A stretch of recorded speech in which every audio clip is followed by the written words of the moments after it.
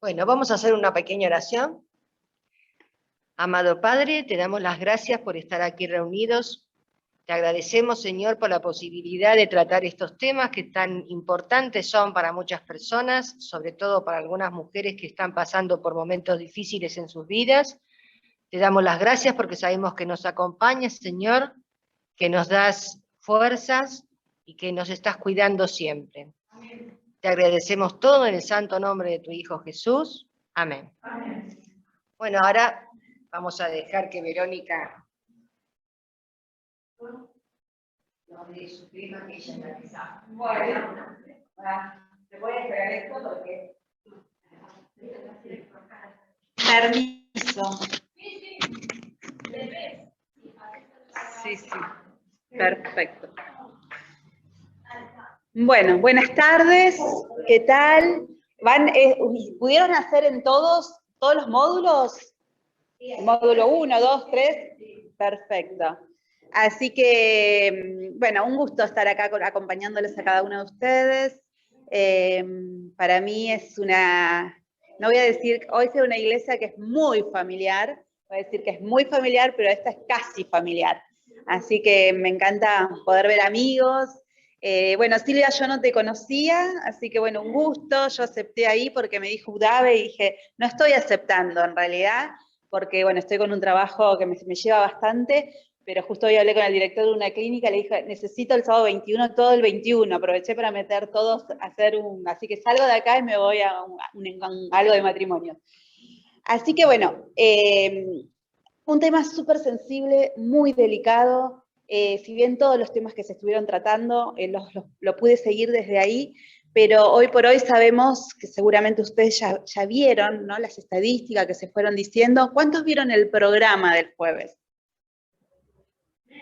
Bien, yo voy a usar el mismo Power que estuvo en el programa, hice alguna adaptación, hay algún cambio, pero bueno, la estadística hoy por hoy sabemos que es la causa de depresión es la segunda causa de discapacidad en el mundo, ¿no? Es una de los grandes problemas de salud pública, es un problema ya de salud pública, y que la depresión no tratada puede derivar, y es lo que vamos a ver, puede derivar en suicidio, que es la primera causa de muerte en adolescentes.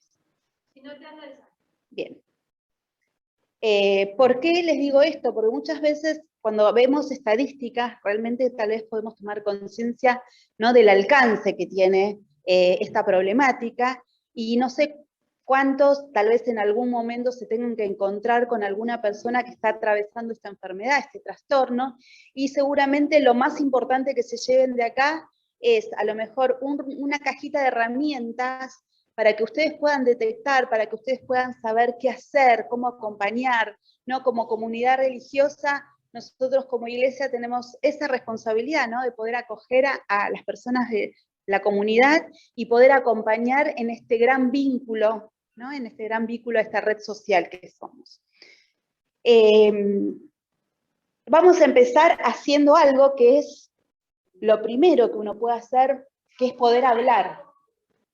¿A la compu? Ah, bien. En la flechita. Ahí. Ah, ahí está. Bueno, vamos a hablar un poco de esto, esto es más que nada estadísticas, ¿no? Ahí lo que tenemos que saber de esto es que, bueno, que afecta más a las mujeres que a los hombres, que muchas puede llevar al suicidio, pero también en los casos de depresión no tratada lo que uno termina viendo son determinadas enfermedades psicosomáticas, personas que atraviesan depresión, después se va combinando con otras alteraciones, ¿no? Por ejemplo, podemos ver trastornos de la alimentación, podemos ver trastornos psicosomáticos de enfermedades específicas que consultan a diferentes profesionales de la salud, pero no encuentran, y todo está vinculado con el estado de ánimo, todo está vinculado, sabemos que gran parte de nuestras enfermedades físicas tienen su origen en la mente. Entonces, al nosotros estar alterado en nuestro estado de ánimo, por supuesto que impacta dentro de la salud física. Cuando hablamos de depresión, ¿de qué estamos hablando? ¿No? Porque nosotros coloquialmente decimos depresión a muchas emociones, ¿no? Una persona se siente triste, una persona está decaída, una persona está a lo mejor con un poco de apatía, sin ganas, está deprimida, ¿no? Comúnmente decimos esto. La depresión es una enfermedad, es un trastorno que tiene que ser diagnosticado, y para poder diagnosticar nosotros lo que hacemos es evaluar, tiene que haber una persistencia en el tiempo, por lo menos tiene que haber 6 meses de estar atravesando este periodo. Ahora, ¿qué vamos a tener en cuenta cuando vamos a hacer un diagnóstico de depresión?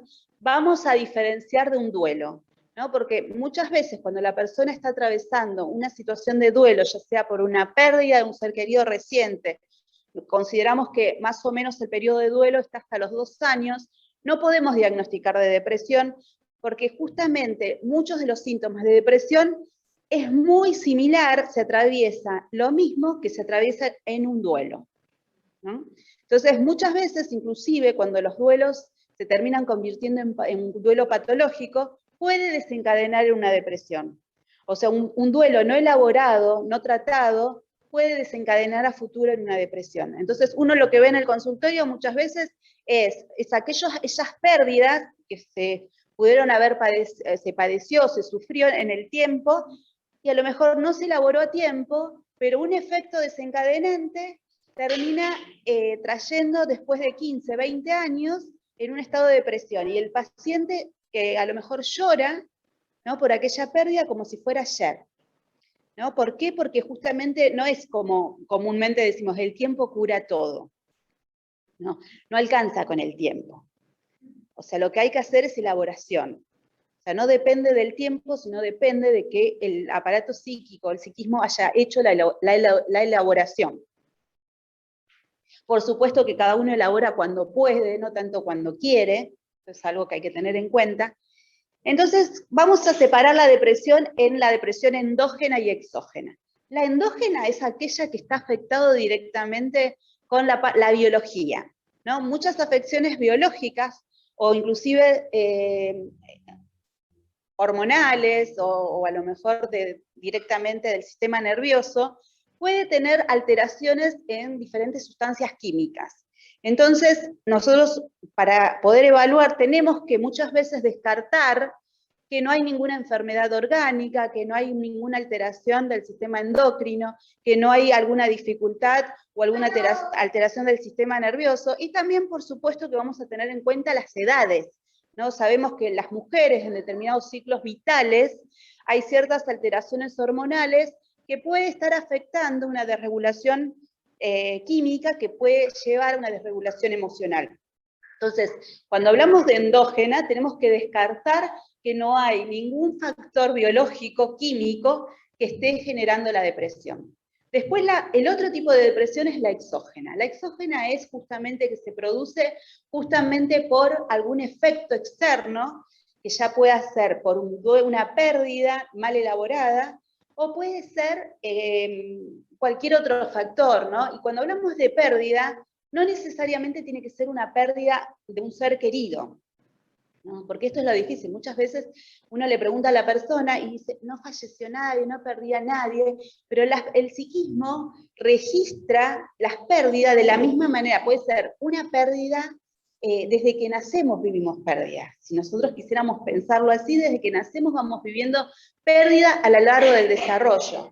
Entonces, perdemos etapas, perdemos ilusiones, perdemos ideales, perdemos expectativas, perdemos tal vez alguna función, un rol, ¿no? Inclusive cuando perdemos a alguien, un ser querido, muchas veces nos podemos perder a nosotros mismos también. Esto es algo que es el mayor impacto que sufrimos, ¿no? Porque si yo pierdo a mi papá, vamos a poner un ejemplo, no solamente pierdo a mi papá, sino que me pierdo yo en el lugar que yo ocupaba para mi papá.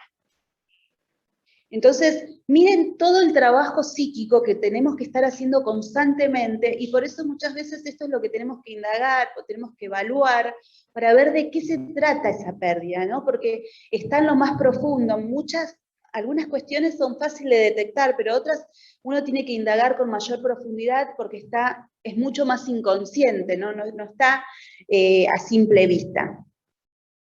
Es multifactorial. Por supuesto que nosotros no podemos decir, bueno, esto es biológico, o sea, es una sucesión de situaciones. Está dentro puede ser el contexto social, familiar, puede ser biológico, puede ser cómo se fueron dando las relaciones vinculares en la primera etapa del desarrollo, puede ser por algún factor externo vivido en una situación traumática, un estrés postraumático, alguna situación que se fue viviendo a lo largo, ¿no? de la historia del desarrollo de la persona. Bueno, de la desregulación química, básicamente tal vez las sustancias químicas que están directamente vinculadas es la serotonina y la noradrenalina, que son dos sustancias químicas fundamentales para poder regular, ¿no? Y que muchas veces el déficit de esta sustancia es lo que puede llegar a generar un trastorno depresivo. ¿Cuáles son los síntomas y las manifestaciones clínicas en las diferentes áreas? Las manifestaciones clínicas va a estar afectado en lo afectivo, en lo emocional, ¿no? Vamos a ver esta intensificación emocional en la tristeza.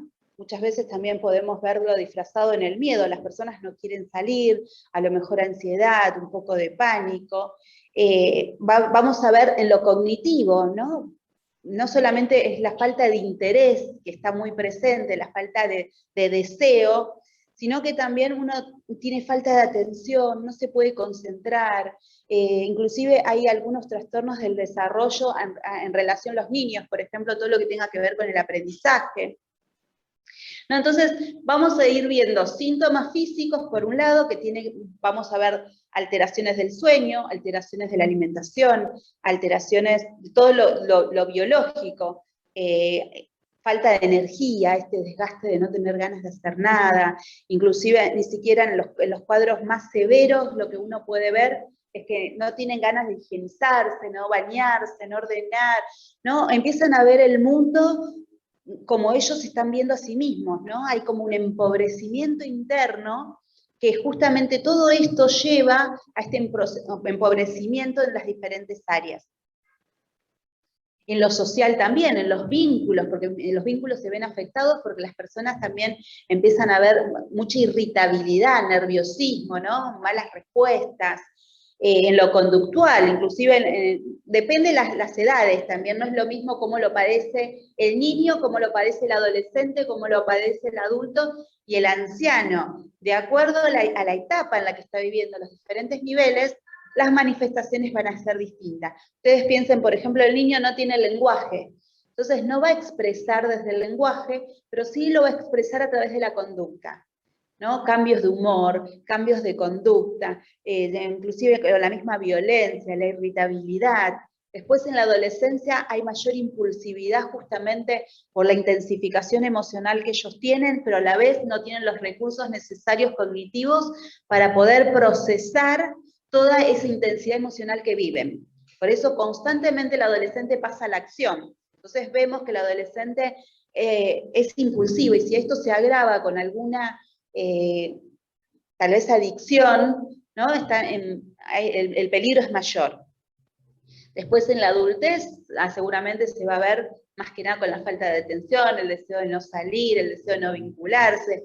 Los ancianos aparte se intensifica con las pérdidas que van padeciendo, ¿no? Porque muchas veces, bueno, que quedan viudos, que los amigos van falleciendo, ya no están, y esto también, por supuesto, el aislamiento, todo lo que significa el aislamiento para ellos, tener que pensar justamente no solamente en las pérdidas, sino en su propia pérdida, porque se está acercando una edad donde es imposible no pensar tal vez en la propia muerte, ¿no? Entonces, todos estos factores lo vamos a tener en cuenta. Para hacer esto, o sea, fundamental es hacer un diagnóstico diferencial. ¿Qué es el diagnóstico diferencial? Es aquel diagnóstico que nosotros nos va a permitir saber qué es esto y no esta otra cosa, ¿no? Porque muchas veces hay enfermedades que comparten síntomas.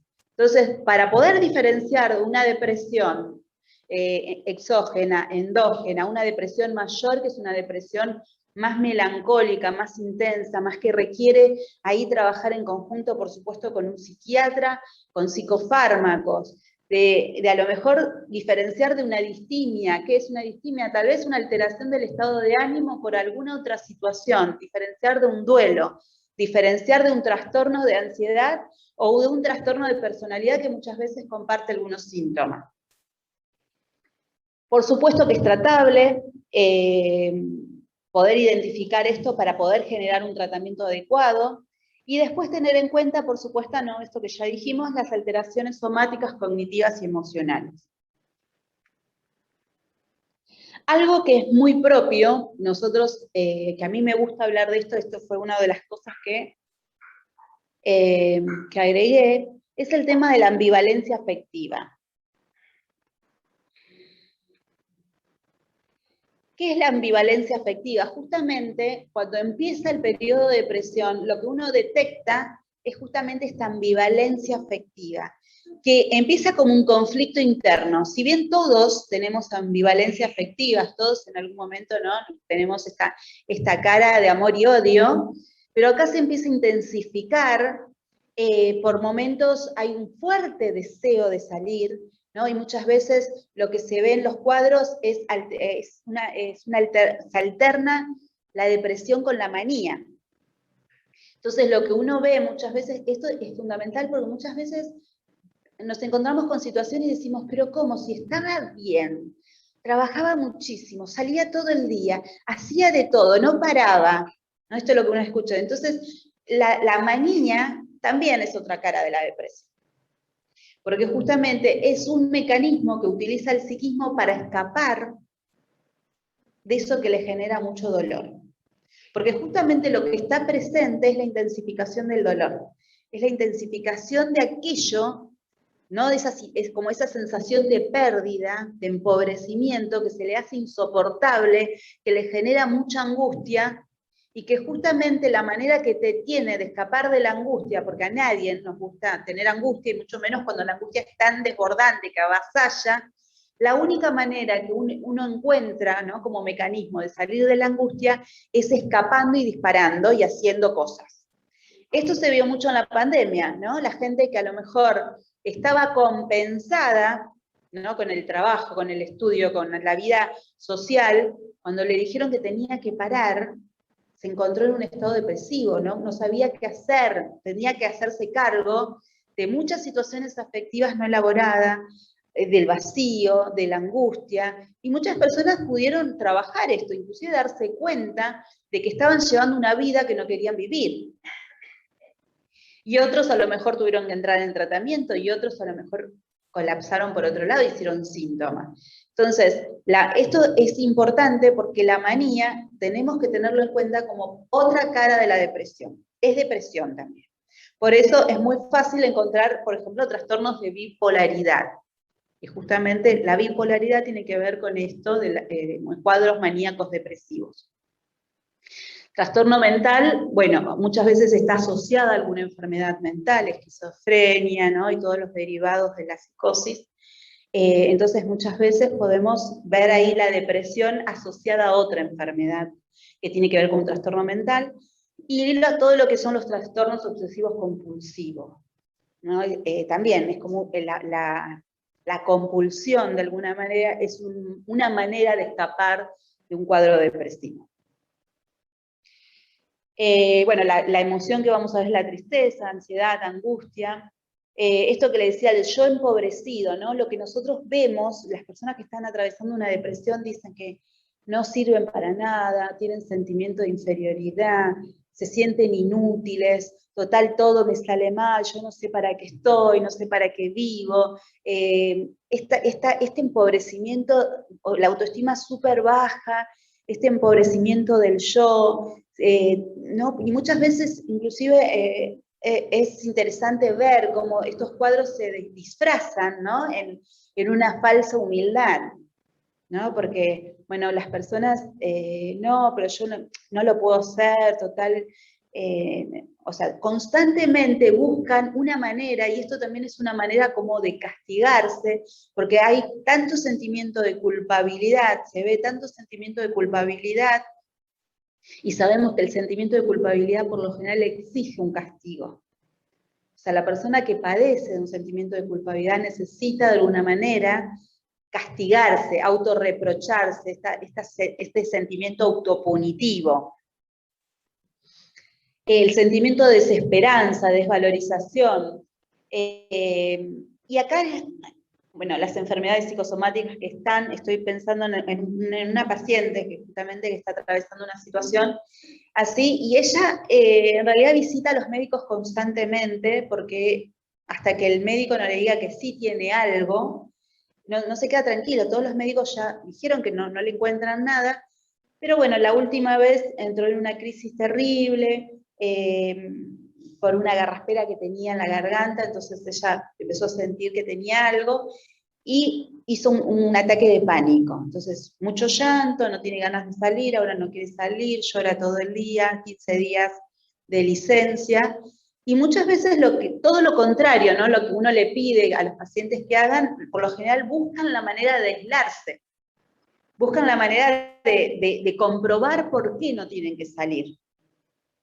Porque una de las cosas que se ve justamente es que se empiezan a aislar, se empiezan a despedir del mundo. El mundo es tan gris, tan oscuro, tan terrible, como ellos se sienten internamente. Entonces todo está mal, ella está mal o él está mal, entonces él no tiene que estar en el mundo. ¿No? Miren, esto es muy común en el discurso de una persona que está atravesando una depresión. Y poder diferenciar esto de la melancolía de un duelo es importante, porque muchas veces la melancolía, en algunos autores hablan de melancolía, y a mí me gusta, comparto esto, ¿no? Es esta sensación de que algo perdió, pero no sabe que perdió, ¿no? Es esta sensación de duelo, no hay un duelo visible, pero es la sensación de que algo perdió. Y muchas veces hay que remitirse al desarrollo y a la primera etapa del desarrollo. Porque tienen que ver justamente con los vínculos primarios. Con esos vínculos que en realidad de alguna manera era para el niño significativo, que era todo, ¿no? Ya sea aquel que cumplía la función mamá, papá, y muchas veces esa función se pierde antes de tiempo. Esa función se ausenta antes de tiempo, y también tiene que ver con la pérdida de la infancia, ¿no? Este lugar de que uno siente que perdió, y esto se ve mucho y está muy vinculado a casos de abusos o casos de traumas, ¿no? De traumas, o sea, cuando hablamos de trauma, estamos hablando de que hay algo que arrasó con todo en un psiquismo, que tenía muy pocos recursos para afrontar esa situación. Trauma, cuando uno habla de un estrés postraumático, un trauma que podemos vivir en cualquier momento de nuestra historia, pero no es lo mismo vivirlo en la adultez, cuando la estructura está cerrada, que vivirlo en la infancia.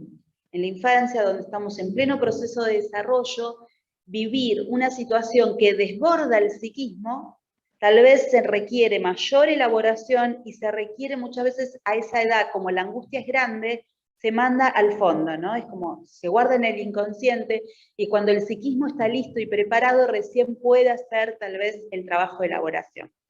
Entonces se termina desencadenando en un estado depresivo. Y después, bueno, obviamente cuando estos se empiezan a complicar, que ahora vamos a entrar en todo lo que es suicidio, pueden aparecer ideas suicidas. Las ideas suicidas, cuando la persona ya siente, y no solamente en su discurso o en su conducta, expresó y dijo todo lo que sentía en relación al mundo, que no tenía que estar, empieza a aparecer la idea, puede aparecer ideas de que no tiene sentido vivir, que no sabe para qué vive, que van a estar mejor sin él, ¿no? Empieza a aparecer esto, que la muerte puede ser una alternativa.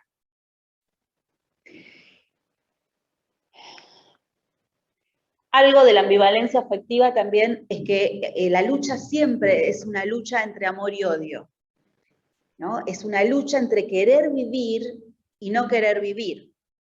Es la lucha entre la destrucción y el desarrollo y la plenitud. Entonces, muchas veces, porque uno a veces se confunde y dice, no, esta persona no quiere vivir, ¿no? Pero si estaba tan bien, ¿no? Si había estado tan bien, o tiene todo, ¿no? Esto que comúnmente decimos, pero tiene todo para ser feliz, ¿no? Entonces, acá se trata de que en realidad hay un conflicto interno que por momento está del lado de, o sea, puede estar de una cara, pero por momento sale la otra cara, ¿no? Hay una decisión.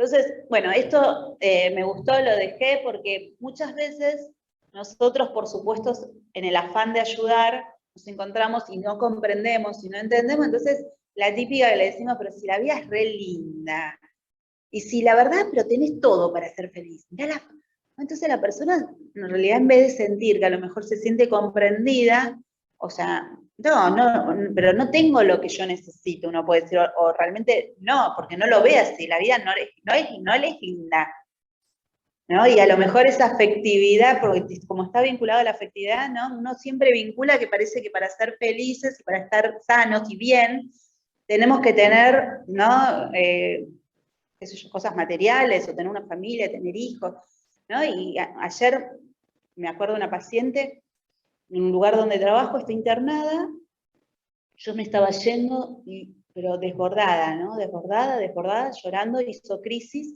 en otro tratamiento que venía, y me dice, ¿sabes qué yo? O sea, lo que me di cuenta acá, porque después venía una terapia grupal, ella, una chica que está muy bien económicamente, una familia numerosa de 6 hermanos, ella diseñadora, se vestió de novia, viene de otro país, ¿no? Y tiene que cuidar al papá, y se interna porque no quiere cuidar al padre. Y entonces me dice, yo veo acá a la gente grande, y yo digo, preferiría que cualquiera de esta persona me adopte, porque yo crecí pensando que era pobre. O sea, sentía tanta pobreza de afecto y de amor en mi casa, que yo cuando iba a la escuela, porque aparte tiene ojitos claros, ¿no?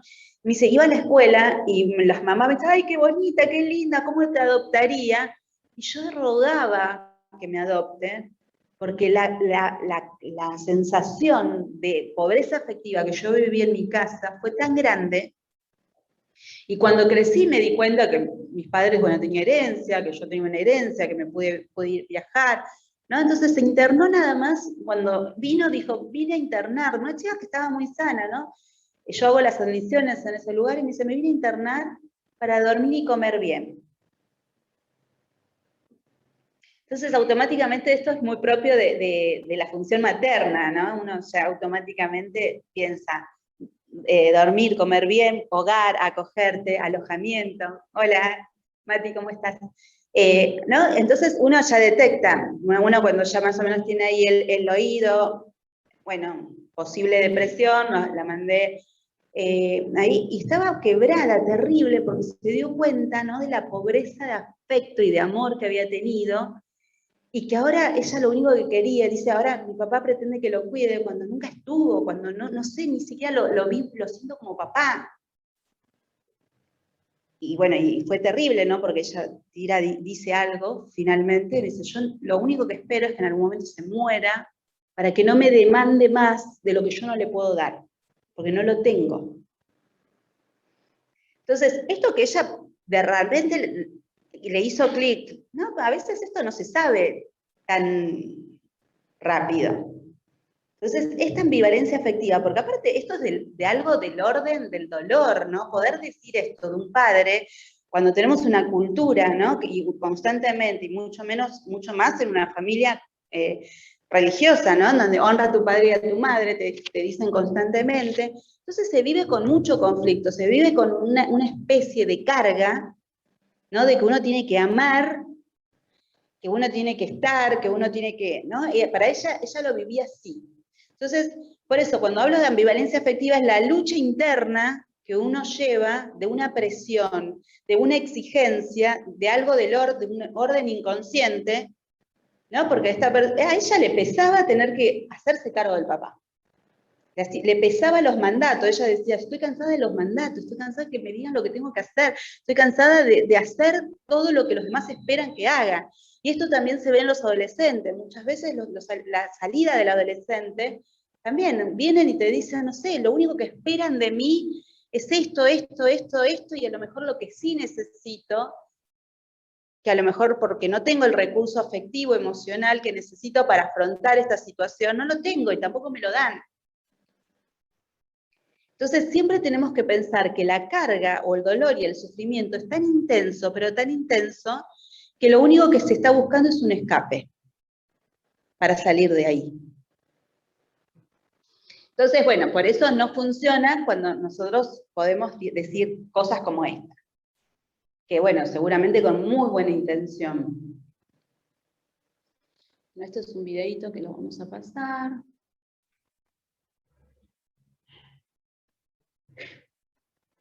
Bueno, esto, algo de lo que dijimos, por supuesto, tener en cuenta que los niños y adolescentes lo vivencian de una manera distinta a los adultos. Los niños, justamente por no tener esta capacidad simbólica de poder expresar, de decir, ni siquiera se pueden autopercibir qué es la tristeza. Muchas veces hay que enseñarles, ¿no?, sobre las emociones para que sepan poder decirlas cuando la vivencian.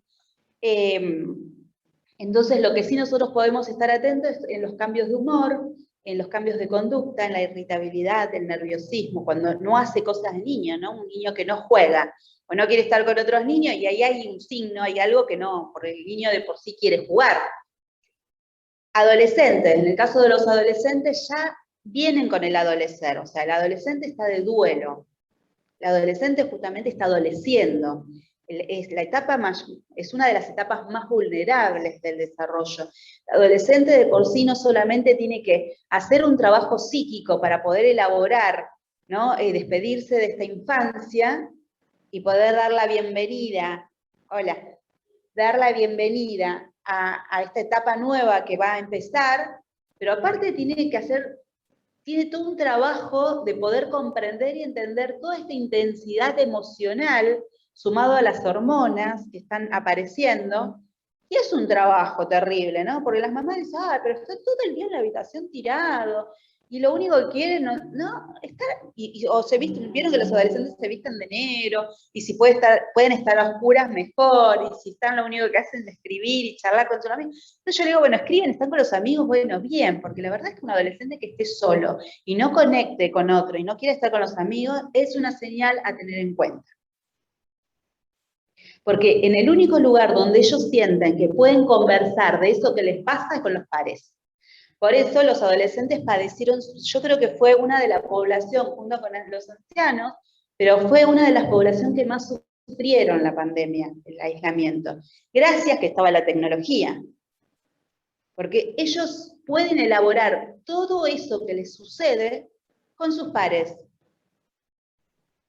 Porque ahí es donde se sienten comprendidos, porque parte de las emociones, pensemos en todas las emociones que vienen desbordadas, más las hormonas, y encima todo esto, o sea, tienen una lucha terrible porque no tienen la capacidad cognitiva, ¿no? Que uno puede pensar, bueno, la capacidad cognitiva es la capacidad de reflexionar y de poder medir las consecuencias de los actos.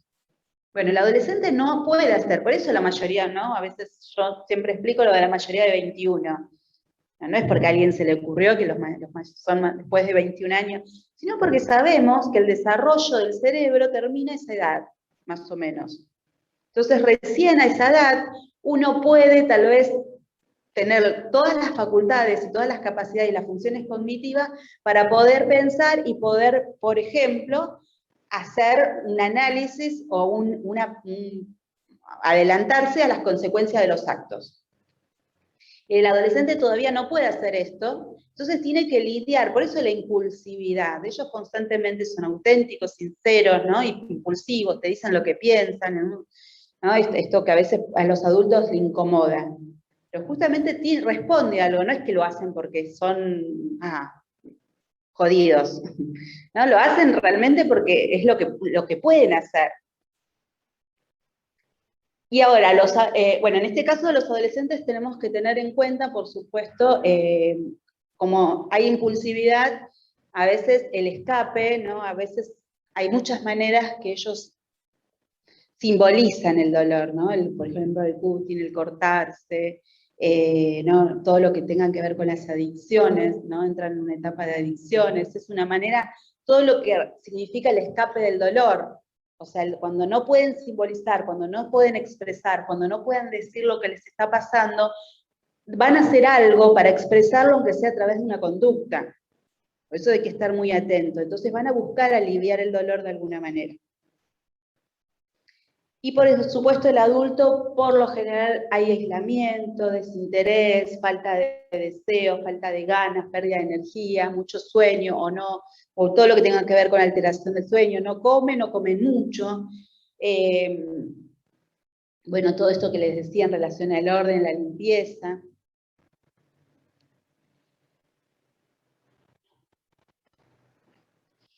Bueno, esto medio que ya lo dijimos, que todo lo que aparece, ¿no? La tristeza, la disminución de poca energía, culpa, enojo, hostilidad, cambios de sueño, bueno, eso ya, no sé cómo estamos con el tiempo. Pasamos directamente, bueno, depresión, cerremos con depresión, entonces lo que tenemos que saber la depresión, que es un trastorno psicoemocional, que se tiene que hacer un diagnóstico diferencial, que hay diferentes tipos de depresión, que tenemos que estar atentos a todas estas señales que podemos ver, y por supuesto que si la depresión no es tratada de forma adecuada, los tratamientos son varios, pero sobre todo cuando la depresión es mayor, es psiquiatra y psicoterapia, ¿no? La psicoterapia es bien dirigida, o sea, más allá de la escucha. Algo que es muy importante que todos los tratamientos tiene que ver con la escucha, ¿no? Y esto les digo a ustedes, porque a lo mejor no van a encontrar una persona que está en todo su cuadro depresivo, pero está atravesando una situación similar. O sea, lo que uno puede ofrecerle es esto, un espacio de escucha. ¿Qué es un espacio de escucha? Estar ahí, escucharlo. ¿Qué es escuchar? Escuchar, ni juzgar, ni dar la idea de uno, ni decir, ¿no?, devolver lo que a uno le parece, sino de escucharlo, y muchas veces tenemos que estar listos para escuchar. Y si sentimos que no podemos escuchar todo, porque nos puede pasar que a veces uno no está listo para escuchar todo, es preferible no hacerlo y que vaya alguien que sí puede hacerlo. Porque también hay que soportar la angustia del otro. También hay que quedarse ahí para escuchar a alguien, ¿no? Y sobre todo si se puede mezclar con la propia angustia.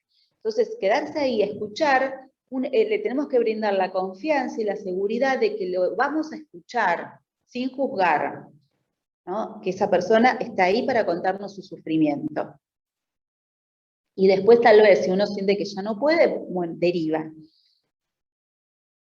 Entonces, la depresión no tratada puede derivar en ideas suicidas.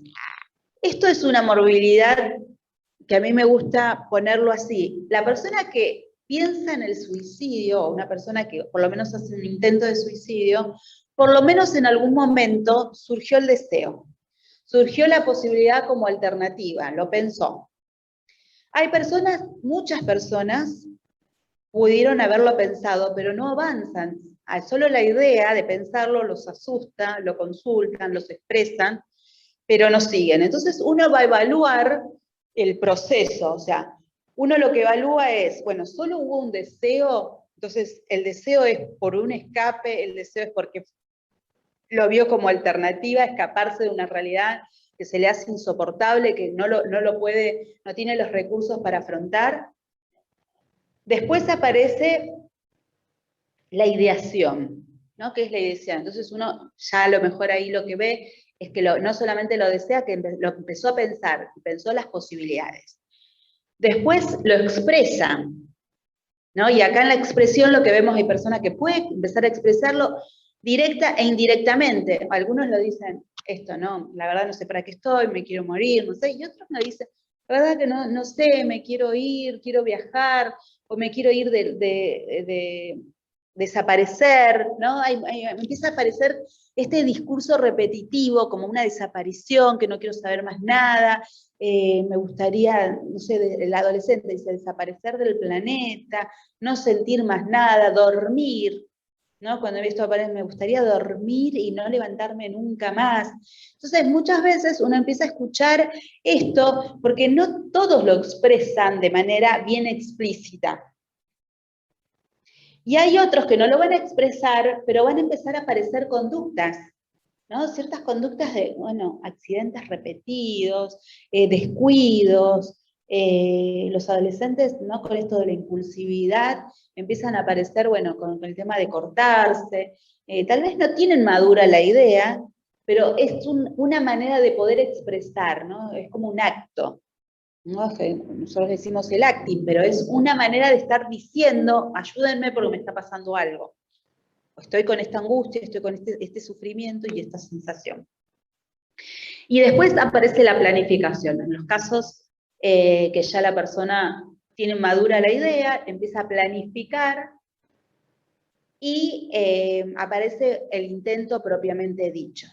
No siempre, ¿no? Y esto es un mito que a veces uno dice, bueno, no, pero si se hubiese querido matar, lo hubiese hecho de tal manera. Esto, o sea, cada uno lo hace como puede hacerlo, ¿no? O sea, por eso no hay que empezar o sea, si lo hizo, cuenta con que lo hizo, no importa cómo lo hizo.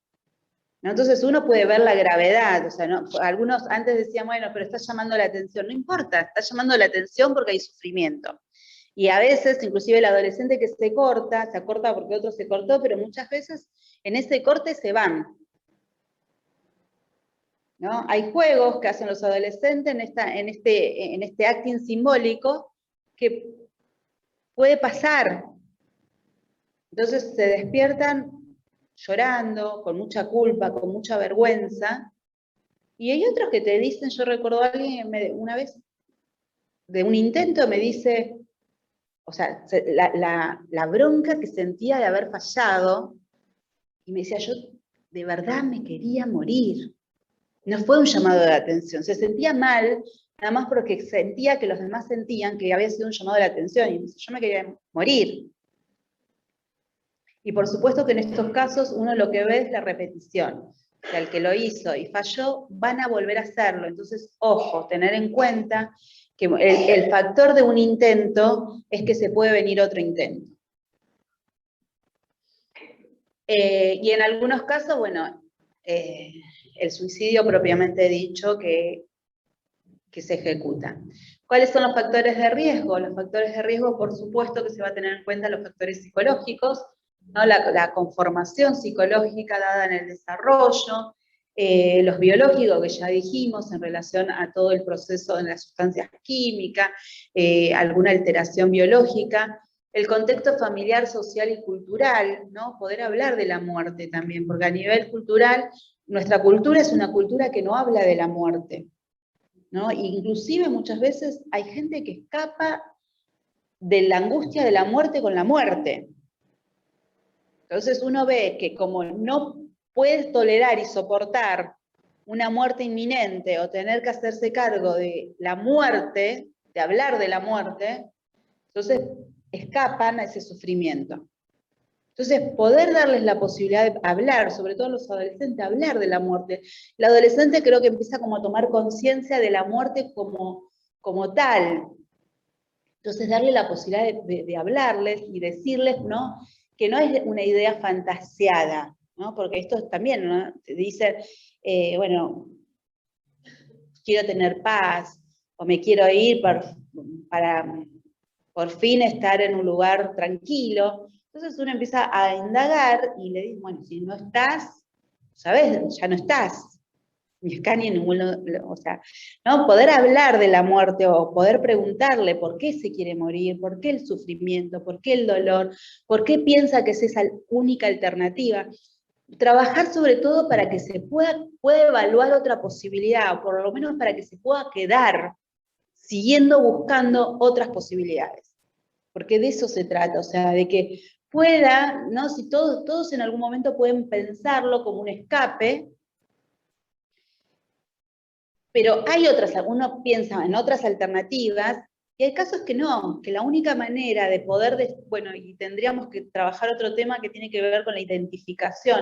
Hay personas que están tan identificadas a alguna situación en particular que sienten que la única manera de no ser eso es con la muerte. Entonces uno puede trabajar, mirá, hay otras maneras simbólicas de morir.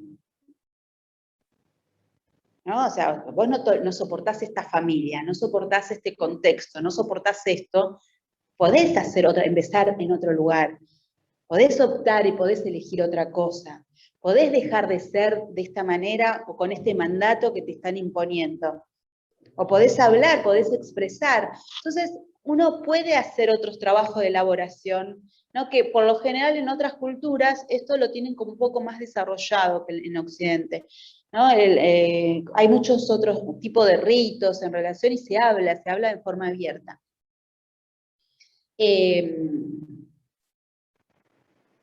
Inclusive de alguna manera el rito del bautismo, ¿no? Significa esto, ¿no? O sea, la decisión de una persona de dejar de ser lo que no quiere ser para esa nueva posibilidad que te ofrece, que bíblicamente nos ofrece. ¿No? Entonces es esto, la posibilidad de elegir, ¿no? Que los seres humanos es lo único que nosotros tenemos, a diferencia de otras especies.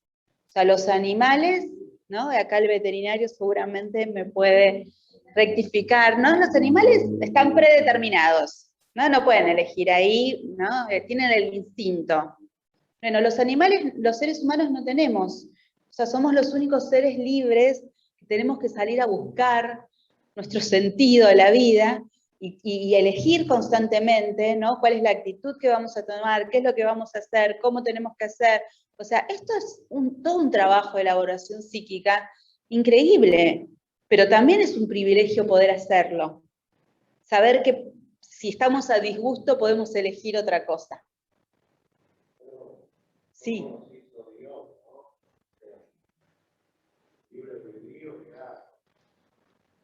Sí. Tal cual, ¿no? Este respeto. Ahora como decís, lo entiendo, realmente, uno se va formando. Tal cual, es que es la característica fundamental del amor, ¿no? Y que nos recuerda que Dios, justamente el respeto a la decisión personal. Y tan distintiva a otras especies, ¿no? Nos hizo únicos. Y con capacidades y habilidades únicas. Y no invade, ¿no? Y todo el tiempo, aun cuando elegimos aquello que a lo mejor no es lo mejor para nosotros, no invade, ¿no? Esto es como lo supremo del amor. Pero otro tema. Y bueno, en cuanto a factores clínicos, por supuesto que vamos a tener en cuenta trastornos de personalidad, trastornos mentales, la impulsividad, las adicciones, los traumas, ¿no? Que justamente por lo general lo que se ve justamente es no elaboración de traumas. Todo lo que es estrés postraumático, yo pongo estrés postraumático, a mí me encanta el tema estrés postraumático y es lo que más se ve hoy por hoy, ¿no? Porque muchas veces uno cree que todo el tiempo estamos padeciendo de estrés postraumático, en el trabajo, en la familia, todo lo que es violencia, la sociedad, ¿no? O sea, esta invasión que arrasa con el psiquismo, que arrasa con las posibilidades y los recursos que tenemos para poder comprender alguna situación, y tenemos las consecuencias y los efectos similares a un trauma cualquiera. ¿no? Sin la capacidad de poder procesar y sin la capacidad de poder casi elegir. ¿No? Por ejemplo, el estrés postraumático supremo es todo lo que es guerras. Pero después constantemente estamos avasallados y no estamos eligiendo. ¿No? Bueno, hoy por hoy hay muchas, ¿no? Es como son los pasos de la violencia inclusive.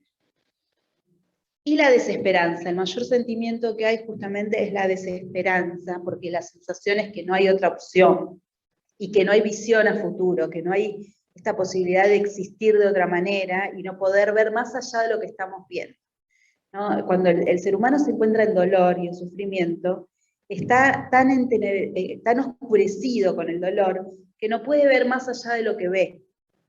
Entonces no tenemos esta visión, ¿no? del tiempo, lo que hay en el tiempo. Entonces lo único que vemos es lo que está acá, lo aparente.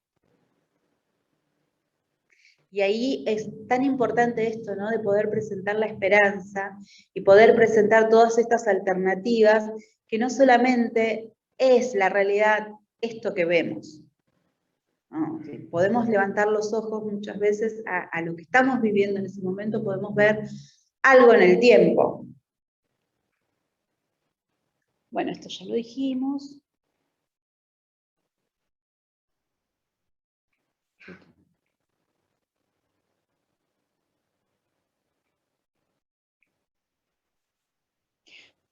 Algún factor a tener en cuenta, por supuesto que se va a contemplar la historia familiar, el abuso de sustancias, ¿no? Si la persona tiene armas de fuego, si hay alguna afección médica. Muchas veces hay afecciones médicas puntuales que empiezan a generar, por ejemplo, un cáncer, ¿no? Todas las enfermedades oncológicas, y sobre todo si está viviendo una situación de desesperanza.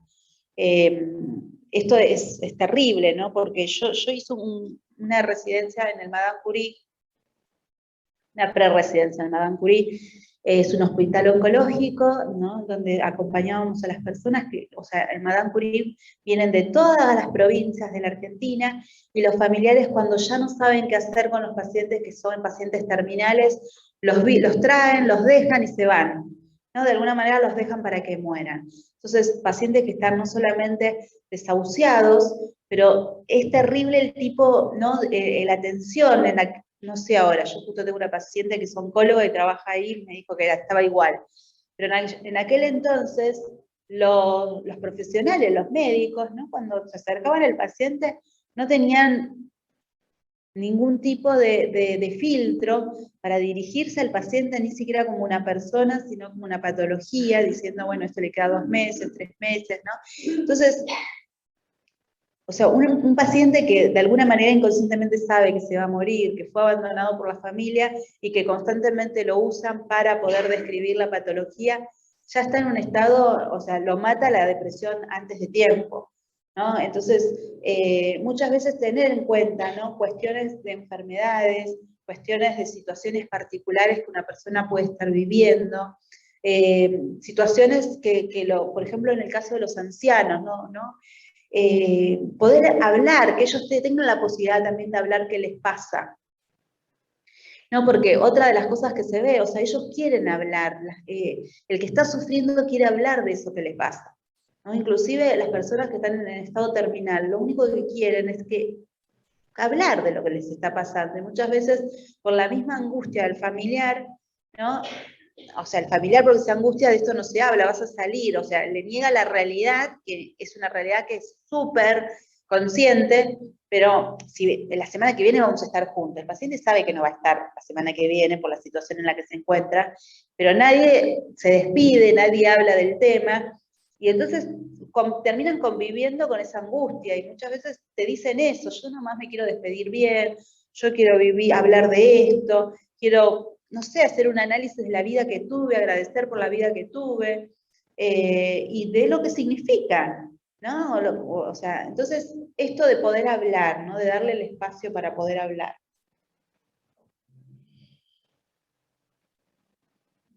¿Cuáles son los factores de protección? Por supuesto, esto, ¿no? Lo que estamos haciendo, conexión, o sea, poder generar una red de contención, generar vínculos, poder hablar de estos temas, acompañar a estas personas que están atravesando diferentes situaciones, acercarle los recursos que tenemos, recursos, ¿no? Por ejemplo, a veces lo que se ve acá es la distorsión cognitiva, entonces nosotros tenemos recursos de promesas, recursos de creencias, recursos de todas esas herramientas, no solamente a nivel cognitivo que le podemos presentar, sino a nivel de contención social y emocional.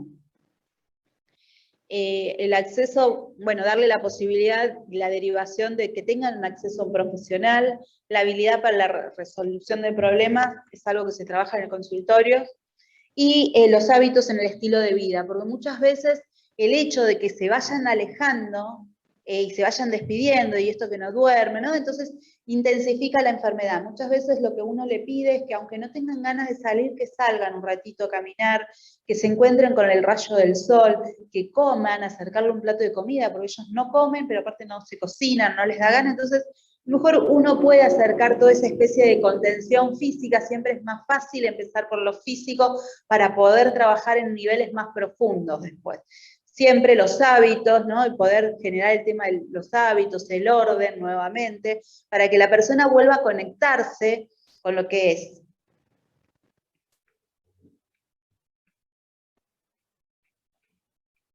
¿No?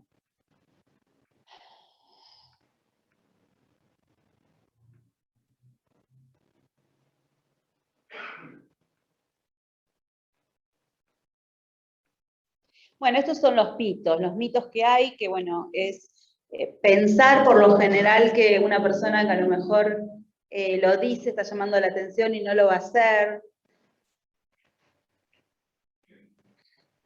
que por lo general tiran señales de alarma, que a veces nos encontramos de manera muy, decir, pero ¿qué pasó? Nunca, y después uno empieza a explorar y se da cuenta que sí dijo esto, no dijo aquello, entonces a veces lo pueden decir y otras veces no lo pueden decir.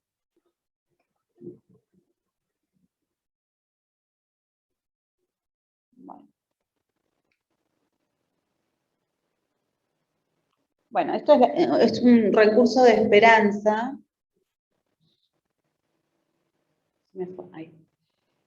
Bueno, entonces lo que vamos a hacer es tratamiento profesional, esto es, bueno, tener en cuenta la singularidad, ¿no? Porque a lo mejor es, bueno, yo fui a la iglesia, la verdad me dijeron esto, ¿no? Lo que hay que tener siempre en cuenta es que cada uno, esto que hablamos de la particularidad, así como fuimos diseñados y creados de una manera única, los seres humanos no, pero no por ser seres humanos todos compartimos lo mismo, ¿no? La misma forma de pensar, la misma forma de reaccionar. Es el caso por caso. Entonces ahí hay que indagar un poco el proceso del ciclo vital, hay que indagar el desarrollo de cada uno, hay que indagar el dolor y el sufrimiento de cada uno, porque no todos reaccionan ante una situación de la misma manera, ¿no? Lo que tal vez para mí puede ser una actitud para afrontar o inclusive resiliente, para otra persona no, es una actitud que la desploma. Entonces tener en cuenta el caso por caso y la singularidad. La escucha y la aceptación, trabajar la reestructuración cognitiva es poder nuevamente armar algo en la cabeza en relación a lo que la persona está pensando, en relación a la desesperanza, en relación a la muerte, en relación al dolor, al sufrimiento. Y poder acompañar en el sufrimiento y alentar con la esperanza, que es sobre todo el tema del vínculo, ¿no? O sea, siempre, si nosotros queremos llegar a alguien, si nosotros queremos acompañar a alguien, primero tenemos que demostrarle que esa persona puede confiar en nosotros. Entonces, trabajar el vínculo, no ponernos a hacer maestritos ciruela y decirles lo que tienen que hacer, o querer, a ver, contame, ¿no? Primero trabajar, acercarme, trabajar la contención, el vínculo, que la persona sienta que realmente lo queremos ayudar, pero que si no lo ayudamos, estamos ahí. Siempre el dolor se sobrelleva mejor acompañado. Cada uno transita un dolor único, distinto, diferente. El dolor es dolor. Nadie entiende el dolor del otro, porque siempre el peor dolor es el que está viviendo uno. Por más que a veces decimos, yo te entiendo porque pasé igual, no, o sea, se me murió un hijo, no, ni siquiera el que se le murió un hijo puede vivir de la misma manera a otra madre que se le murió un hijo. Entonces, lo único que uno puede hacer es acompañar, ¿no? Y más allá del dolor que estemos atravesados, seguramente va a ser más se va a sobrellevar mejor si nos sentimos acompañados. Bueno, y después en relación al tratamiento que a veces hace, que bueno, a mí me gusta acompañar y es algo que cada uno seguramente puede hacer en el lugar que le toca, con la actitud, ¿no?, de una vida significativa. A mí me gusta hablarlo así, ¿no? Más allá de lo que cada uno haya vivido, uno tiene que preguntarse para qué, ¿no? Muchas veces tendemos más a preguntar el por qué, tenemos este sesgo negativo, pero preguntar el para qué, ¿no? Porque no existe ningún dolor que no nos pueda dejar un aprendizaje.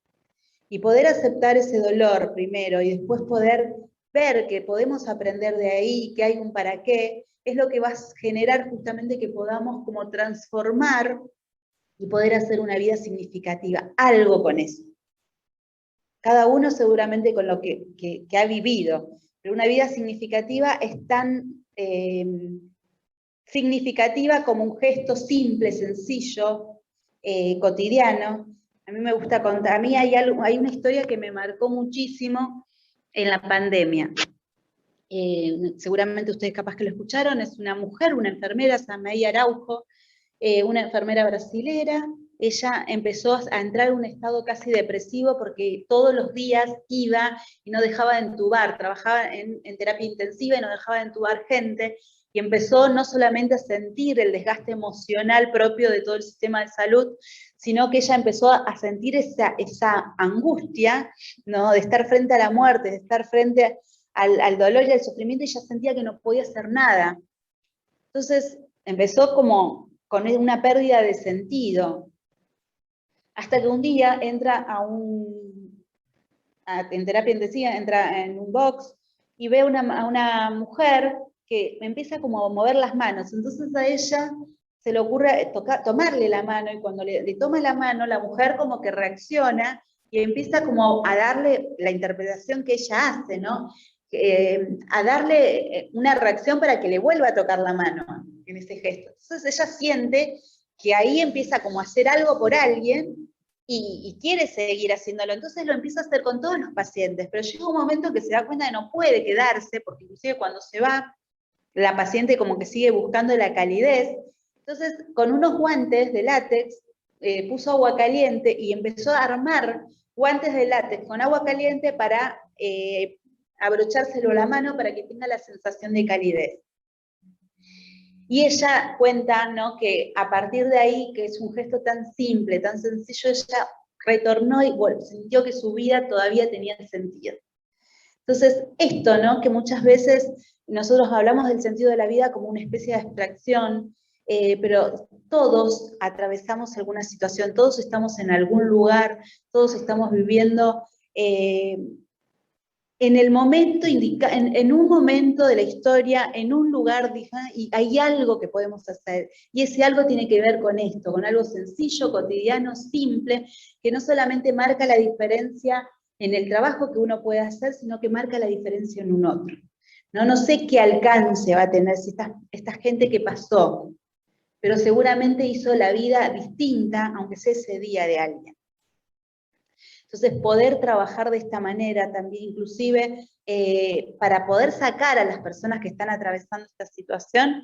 Con Mati compartimos en algunos momentos ayuda, y yo tengo muchas pacientes que han atravesado situaciones que a mí me gusta invitarlas, aunque sean al final de su tratamiento, que vayan y aunque sea se encuentren con una realidad ahí o haciendo otra cosa, yendo a un hospital o yendo, ¿no? Y es tan significativo lo que sienten, que de repente pueden encontrarse con la vida de alguien, con el dolor de alguien, saber que hay algo que pueden todavía hacer. Entonces, esta pregunta de ¿para qué todavía estoy? ¿No? ¿Por qué? No tanto el por qué, sino el para qué. Y por supuesto que desde nuestro lugar vamos a trabajar siempre con la compasión, con el agradecimiento. El agradecimiento nos saca de lo que nos falta, sino que justamente poder agradecer lo que sí hay, ¿no?, de lo que sí tenemos. El perdón, las promesas, o hacer uso de las promesas que tenemos y el amor sobre todas las cosas.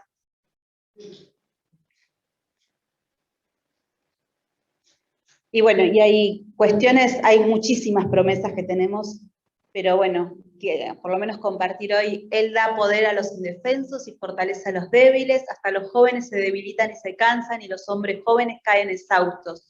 Los que confían en el Señor encontrarán nuevas fuerzas, volarán alto como con alas de águilas, correrán y no se cansarán, caminarán y no se desmayarán. Y este otro, que me parece que para nosotros también nos alegramos al enfrentar pruebas y dificultades, porque sabemos que nos ayudan a desarrollar resistencia, y la resistencia desarrolla firmeza de carácter, y el carácter fortalece nuestra esperanza segura de salvación. Y esa esperanza no acabará en desilusión, pues sabemos con cuánta ternura nos ama Dios, porque nos ha dado el Espíritu Santo para llenar nuestros corazones con su amor. O sea, tenemos muchísimas pruebas. Yo no sé cuánto realmente creemos del trabajo del Espíritu Santo en nuestras vidas. Hay situaciones de vida que realmente a veces es muy difícil aparentemente de revertir. Pero si nos quedamos con lo aparentemente, lo que miramos en nuestros ojos, nosotros tenemos la posibilidad de poder ver con los ojos de la fe y poder ver más allá de lo que vemos, y sabemos que hay una obra muy específica que no es humana, que es una obra del Espíritu Santo, que si hay algo que quiere hacer es reanimar, transformar, reconducir, o sea, hay vidas realmente transformadas gracias a esa bendición, que es la mayor de las bendiciones que podemos recibir, justamente a pesar de que nuestro desgaste físico acá es una realidad, pero sabemos que la renovación espiritual, aquello que se trabaja por dentro y que es obra del Espíritu, se va realizando, ¿no? Muchas veces hoy tuve que compartir un tema en una iglesia y hablábamos de eso, ¿no? Nos toca vivir una situación muy difícil, pero muchas veces me pregunto qué hizo que Moisés, con todo su peregrinaje, con esa edad, con ese desgaste, pueda sostenerse hasta el final. Y no solamente fue la misión, sino que fue la presencia de ese espíritu que constantemente recibía cada día, que no es más que el aliento de vida, ese regalo maravilloso. Y a veces, muy pocas veces pensamos, ¿no?, en lo que sí tenemos, que es todo lo que necesitamos para salir de cualquier situación. Así que, bueno, un gusto estar con ustedes. Esto no quiere decir que no tengan que acudirnos siempre, nosotros estamos para ser instrumentos, si detectamos una situación poder derivar, poder ayudar, inclusive los profesionales de la salud, es esto, somos humanos con tal vez unos recursos, algunas herramientas más, pero sabemos como comunidad que hay una obra que es mucho mayor de la que cualquier humano puede hacer. Así que bueno, si quieren hacer preguntas, no sé cómo estamos con el tiempo. Yo tengo un ratito. Tal vez si alguien quiere preguntar, o si no, cerramos como ustedes quieran. ¿Quedó claro? Sí. A veces se ve, o sea, tendríamos que volver a diferenciar, pero la endógena tal vez podríamos ver en algunos casos en las familias, sí. Podríamos pensar que sí. Por eso se evalúa todo el contexto familiar. Y los antecedentes es súper importante como cualquier diagnóstico. Entonces, uno lo que puede hacer, si hay en la familia, inclusive la compulsión, yo no me metí, pero inclusive los intentos de suicidios en la familia es un factor a tener en cuenta, ¿no? Muchas veces, ¿no? Sí.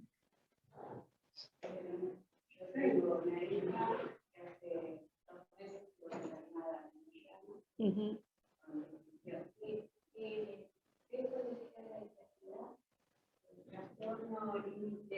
Borda, sí. Límite de la personalidad.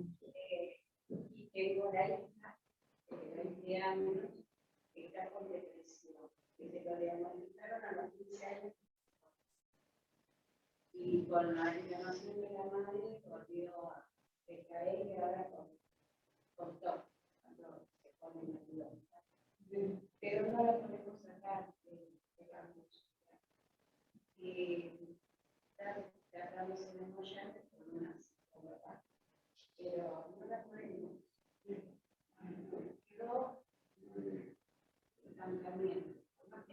La meditación, no tiene fuerza, porque tiene fuerza en un momento, está con nosotros, vivía sola, se vino con toda la familia, la psicotensión tiene, pero planes esposos decisivos que no saben. Me estás hablando de tu nieta, por la edad, o sea, sí, no, porque te iba a decir el Tobar García por la edad, era, o sea, para adolescentes.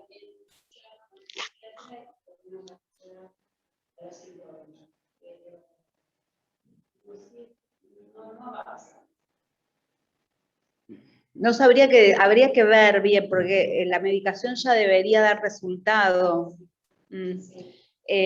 Porque muchas veces lo que se trabaja el psicofármaco ayuda a estabilizar y después la psicoterapia se trabaja justamente para el desarrollo, porque es muy chica ella.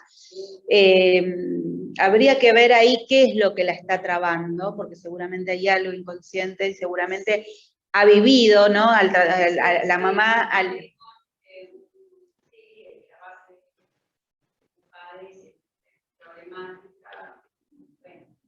Son las consecuencias de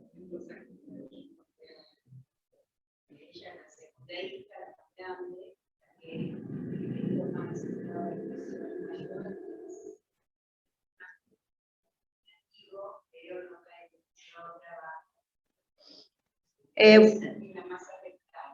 Y pasó de corte, después pasó por vómito, y ahora, como está de moda el tatuaje, se tatúa. Pero es como que busca el dolor. Sí.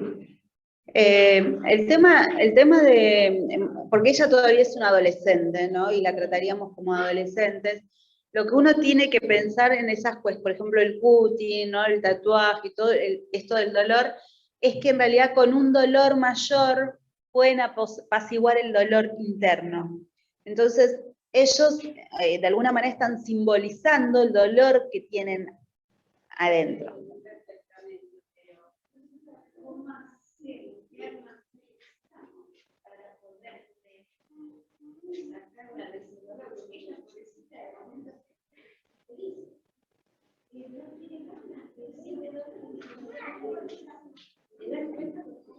Sí, habría que esperar porque a lo mejor va a necesitar un tratamiento largo, a veces se necesitan tratamientos muy cortos, pero otras personas necesitan tratamientos más largos. Lo importante es que está en tratamiento y lo importante es que ella vaya y que hable, porque nunca se sabe en qué momento del tratamiento la persona hace como un insight, ¿no? Un clic, y a lo mejor surge. Lo importante es que ella pueda expresar, que pueda hablar, que se sienta escuchada, contenida con la familia, y que sepan eso, ¿no? Que ella tiene un sufrimiento muy fuerte, muy fuerte. Pero es como que todos sabemos, todos queremos hacer algo. Claro, sí. Y no porque la verdad que estamos en un desasosiego. Sí. La jovencita, tan poca, es una cosita que estamos por la casa. Sí, el sufrimiento por lo general es compartido con la familia. Las personas que atraviesan estas problemáticas, ya sea depresión o intentos, y ni hablar de los casos de intentos consumados, ¿no? O sea, la desolación. Entonces, lo bueno es que la tenés, lo bueno es que se está tratando, lo bueno es que mientras hay vida, siempre hay posibilidades y esperanza, ¿no? Muchas veces trabajar con familias que han quedado desoladas con un intento de un hijo o con un intento de alguien cercano es algo terrible, es muy doloroso porque aparte, obviamente, toda la familia queda con una especie de esa sensación de culpa, ¿no? Que la culpa no sirve para nada, solo para castigarse porque se pudo haber hecho algo y no se hizo, ¿no? Y la realidad es que uno tiene que saber que a veces también la frustración está, ¿no? Que a veces se hizo todo y no alcanzó. No, muchas veces el tratamiento puede ser tan corto como largo, pero sabemos que en el tratamiento tiene que llegar un momento que la persona diga esta decisión de no quiero esto para mi vida, ¿no? Pero eso es lo que buscan los psicólogos en el tratamiento de como personas así que lleguen a tomar una decisión de vida o... Sí, a ver, o sea, puede ser parte de tomar la decisión, pero hay personas que no quieren eso para sus vidas, pero no pueden hacer otra cosa, ¿no? Porque justamente tiene que ver con algo más inconsciente, no saben. Entonces, sí, tiene que ser una decisión con el recurso indicado para poder, ¿no? Eso. Digo esto porque hace poco leí en el libro de poesía que decía que lo único que tiene el ser humano es la voluntad de decidir, de elegir. Muchas veces nosotros traemos como seres humanos una naturaleza que nos tiene la mano. Y Dios nos dice, sí, solo no vas a poder, necesitas de mí, de Cristo. Lo único que tenés es la voluntad, la decisión de elegirme, de decir, dar media vuelta y decir, quiero seguirte.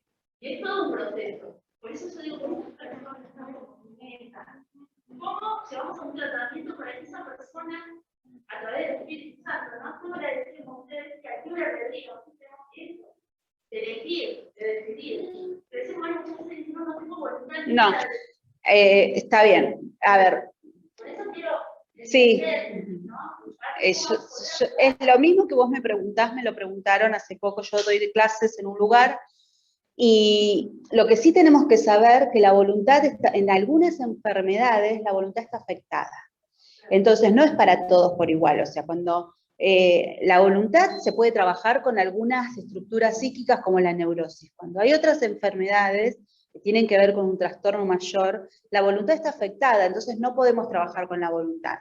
Ahora, por eso, exacto, el tratamiento puede ser parte, por eso el fármaco, o sea, si no, no se necesitaría el fármaco, porque el fármaco justamente va a compensar esa descompensación. Por otro lado, el tema de la decisión, tenemos el libre albedrío, esto que dijimos, pero nuestras decisiones también están afectadas, y sabemos que están afectadas por la condición humana en la que vivimos.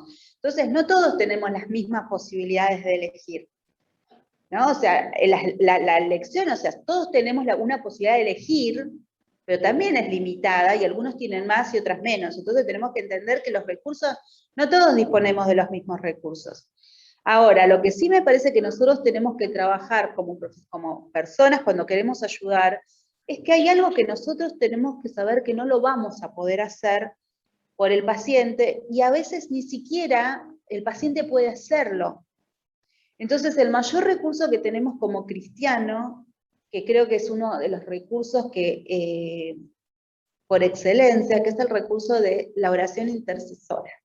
O sea, nosotros poder orar, ¿no? Porque esa persona que tiene afectada la voluntad, esa persona que tiene afectada tal vez el poder de decidir, a lo mejor ni siquiera puede pedir por sí mismo, pero siempre va a haber alguien que sí lo esté haciendo, y tenemos que confiar en ese gran amor, y tenemos que seguir confiando en que Dios va a interceder a su tiempo, y que hay un motivo, también hay un para qué.